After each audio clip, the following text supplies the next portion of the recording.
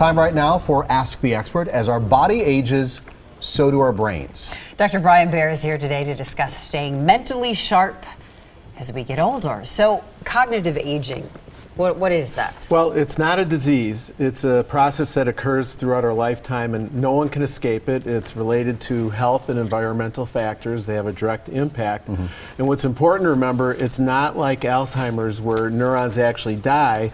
It's just that our neurons don't work as well as we age. Is this that thing where you walk into a room and you can't remember why you're there? Exactly. As simple as that? It's as simple as that. Okay, so what are the factors in cognitive aging that we can't touch? Well, the things we really have no control over are genetics and a lot of cultural factors that influence on a daily basis as we grow from being children.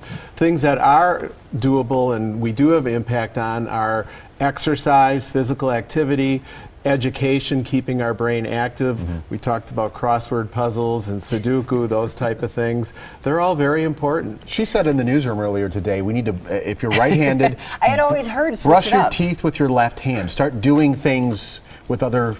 You make your brain fire differently. Well, there's no question. Using our brain frequently and changing it up can be effective. Okay, so in terms of lifestyle, health, you know, you're kind of thinking here and now, but what do we need to do for the long term? I think that there's a good list of things, and that's the take-home message already today, along with a few other things. But first and foremost, we've already talked about it on other segments. Getting enough sleep, 7 to 8 hours a night of sleep, is very important. Okay, what else?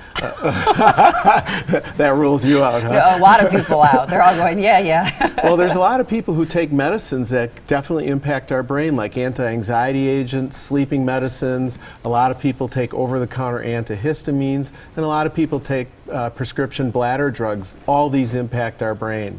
And then the larger audience are people who have high blood pressure and diabetes. Keeping these under control are really important.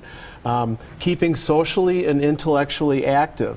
The cultures that have the best brain functions are the ones that are very social and very intellectual. And lastly, and most importantly, and we always talk about this, is don't smoke. What's the one thing?